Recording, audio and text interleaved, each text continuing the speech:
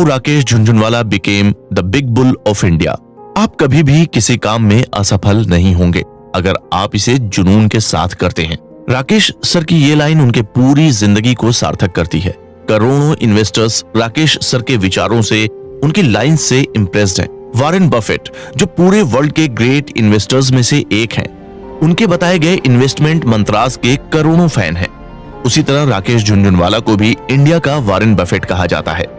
माना जाता है कि इंडियन शेयर मार्केट की दुनिया के भगवान राकेश झुनझुनवाला सर हैं। जिस तरह से उन्होंने इंडियन शेयर मार्केट से पैसा कमाया है, वो इंडिया के करोड़ों इन्वेस्टर्स का चेहरा बन बैठे हैं। पूरी दुनिया जब कोरोना वायरस के कारण आर्थिक मार झेल रही थी, दुनिया भर के मार्केट मंदी में थे और सभी बाजार नीचे गिर रहे थे, उस स्थिति में भी बिग बुल ने 1400 करोड़ रुपए कमा लिए। सुनने में हैरानी हो रही होगी, लेकिन ये सच है। आज राकेश झुनझुनवाला की नॉलेज पर किसी को कोई डाउट नहीं है, क्योंकि इनकी गिनती देश के सबसे बड़े इक्विटी इन्वेस्टर में होती है। इसी के चलते हर्षद मेहता के बाद इन्हें शेयर मार्केट का बिग बुल का दर्जा मिला। 1992 के आसपास का वक्त था जब शेयर मार्केट में हर्षद मेहता की तूती बोलती थी। इनकी गिनती देश के नामी गिरामी इन्वेस्टर में होती थी। उस वक्त राकेश झुनझुनवाला कोई बहुत बड़े नाम नहीं थे, ये बस एक बियर थे इस बहुत बड़े शेयर मार्केट की दुनिया में। लेकिन ये शेयर मार्केट की तरफ बहुत आकर्षित थे, इसलिए अपने कॉलेज के दिनों से ही इन्होंने शेयर मार्केट के बारे में पढ़ना और इन्वेस्ट करना शुरू कर दिया था। हालांकि इनका इन्वेस्टमेंट उस समय काफी छोटा होता था, पर एक्सपीरियंस मिला जिसका फायदा इन्हें आगे चलकर हुआ। राकेश झुनझुनवाला के बारे में ऐसा कहा जाता है कि इनके हाथों में मिडास टच था, यानी अगर ये पत्थर को छू दें तो सोना बन जाए। असल में तो हर किसी की मेहनत छुपी होती है उसकी सफलता के पीछे, और ऐसा ही कुछ इनके साथ भी था। इनकम टैक्स ऑफिसर के बेटे होने के साथ साथ इनके पास सीए की डिग्री भी थी। इसके बावजूद भी इन्होंने शेयर मार्केट को अपनी आमदनी का जरिया बनाया, जो कि बिल्कुल आसान नहीं था। पर इनके लिए ये काम इतना आसान क्यों हुआ, इसके पीछे की एक बड़ी वजह है सीखने का हुनर। जब किसी इंसान के अंदर सीखने की ललक होती है तो वो फेलियर से नहीं डरता। सक्सेस या फेलियर दोनों ही उसके लिए कोई ना कोई सीख होती है, और ऐसा ही कुछ राकेश झुनझुनवाला के साथ भी था। वो अपनी असफलताओं से तो सीखते ही, साथ ही उस वक्त के बड़े बड़े इन्वेस्टर्स की सक्सेस और फेलियर्स को देखकर कुछ आकलन लगाते थे, और उस आकलन के आधार पर उनको नई नई बातें पता चलती थी। शुरू में वो मनु मुंद्रा, जो कि उस वक्त के एक बहुत ही प्रभावशाली इन्वेस्टर थे, उनके यहाँ जॉबर के तौर पर काम करते थे। लेकिन जब एक्सपीरियंस बढ़ता गया तो इन्वेस्टर के तौर पर वहाँ काम करने लगे। पेशे से एक चार्टर्ड अकाउंटेंट होने के बावजूद भी उनका शेयर मार्केट में बहुत इंटरेस्ट था, और इसी को देखते हुए उन्होंने शेयर मार्केट पर इन्वेस्टिंग उस वक्त शुरू कर दी थी जब मुंबई स्टॉक एक्सचेंज 150 पर ट्रेड हुआ करता था। ये 1990 के आसपास की बात है। आज यही करीब 40,000 के आसपास ट्रेड होता है, यानी मार्केट अब काफी आगे बढ़ चुका है। 1986 से 1989 के बीच राकेश झुनझुनवाला ने शेयर मार्केट से करीब 20 से 25 लाख रुपए कमाए थे, लेकिन अभी भी इस बाजार के बुल नहीं बने थे।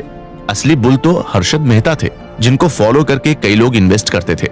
लेकिन ये उस वक्त राधा कृष्ण दमानी के गाइडेंस के हिसाब से काम कर रहे थे। राधा कृष्ण दमानी को अगर आप नहीं जानते तो आप डी मार्ट को तो जरूर जानते होंगे। असल में डी मार्ट के फाउंडर राधा कृष्ण दमानी ही हैं।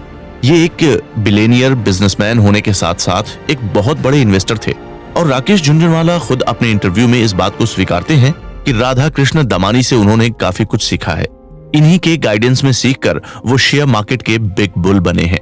1990 के आसपास हर्षद मेहता का शेयर मार्केट में काफी ज्यादा नाम था, काफी अच्छे इन्वेस्टर माने जाते थे, और राकेश झुनझुनवाला खुद इनके नक्शे कदम पर कई बार चलते थे। राकेश झुनझुनवाला खुद इस बात को स्वीकारते हैं कि हर्षद मेहता की वजह से उन्होंने काफी पैसे भी कमाए हैं। लेकिन 1992 में कुछ ऐसी बातें हुई जिसके चलते हर्षद मेहता गिरफ्तार हो गए और फिर उनकी मृत्यु हो गई। इनके बाद शेयर मार्केट पर एक खालीपन आ गया।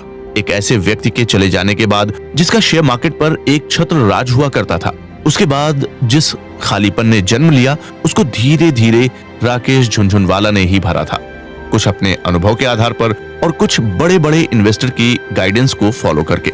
समय के साथ साथ इन्होंने टाइटन, क्रिसिल, सीसा गोवा, पराज इंडस्ट्रीज, औरोबिंदो फार्मा और एनसीसी जैसे कई शेयर में इन्वेस्ट किया, और इन्हीं इन्वेस्टमेंट के चलते आज राकेश झुनझुनवाला देश के सबसे अमीर इन्वेस्टर बन चुके हैं। आज इनकी एक दिन की कमाई ही करोड़ों में है। कई लोग इनकी सक्सेस का राज पूछते हैं। मेरी नजर में इनकी सक्सेस का राज सिर्फ एक है और वो है पेशेंस। घाटा होने के बाद भी इन्होंने शेयर को बेचा नहीं और यही इनकी सबसे बड़ी हॉबी है। कई इन्वेस्टर ऐसे होते हैं कि जैसे ही शेयर डाउन होता है वो अपने शेयर को बेचना शुरू कर देते हैं। राकेश झुनझुनवाला काफी लंबे समय से मार्केट में हैं और ये बात काफी अच्छी तरह जानते हैं कि जब तक एक कैलकुलेटिव रिस्क नहीं लिया जाता तब तक शेयर मार्केट पर पैसे नहीं बनाया जा सकता और यही इनकी सफलता का राज भी है। कहते हैं ना कि इश्क है तो रिस्क है और राकेश झुनझुनवाला को शेयर मार्केट से इश्क है। एक इंटरव्यू में जब उनसे पूछा गया कि जब आपकी मृत्यु होगी तो वो आखिरी विश जो आप पूरी करना चाहेंगे, तो उन्होंने जवाब में कुछ ऐसा कहा जिसे सुनकर आप समझ जाएंगे कि उन्हें शेयर मार्केट से कितना प्यार है।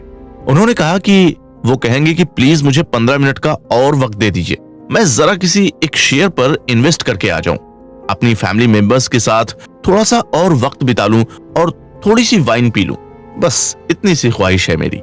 राकेश झुनझुनवाला ने ऐसे ऐसे शेयर खरीदे हैं जिन्हें उस वक्त कोई खरीदार ही नहीं मिल रहे थे। जैसे हम टाइटन के शेयर को ही देख लें। जब राकेश झुनझुनवाला ने इस शेयर को खरीदा तब उसकी कीमत 3 रुपए प्रति शेयर थे और उस वक्त तो टाइटन कोई इतनी फेमस कंपनी भी नहीं बनी थी। लेकिन राकेश झुनझुनवाला की ये दूरदर्शिता ही थी कि उन्होंने इस चीज को देख लिया कि इस कंपनी में बहुत दम है, इस कंपनी की मैनेजमेंट बहुत अच्छी है और इसका विजन बहुत अच्छा है। इन सब के चलते इस कंपनी के आगे बढ़ने के बहुत ही ज्यादा आसार हैं और आज टाइटन कंपनी घड़ी बनाने की फील्ड में सबसे बड़ा ब्रांड बन चुकी है और इसके शेयर की कीमत आप खुद देख सकते हैं। तो ऐसे शेयर्स राकेश झुनझुनवाला ने अपनी उस काबिलियत के बल पर खरीदा है जो उन्हें कई वर्षों तक शेयर मार्केट में एक्सपीरियंस के बाद मिला है। इस मुकाम पर पहुंचने के लिए उन्होंने बेहिसाब रिस्क लिए हैं और यही उनकी सक्सेस की वजह भी है। हालांकि इन्होंने कभी कुछ ऐसा दांव नहीं लगाया जिससे इनके जीवन यापन पर संकट बन जाए, लेकिन अपनी कैपेसिटी से बड़े दांव जरूर खेले हैं। और अगर आप भी शेयर मार्केट से अच्छा खासा मुनाफा कमाना चाहते हैं तो यही स्ट्रैटेजी आपको भी अपनानी चाहिए।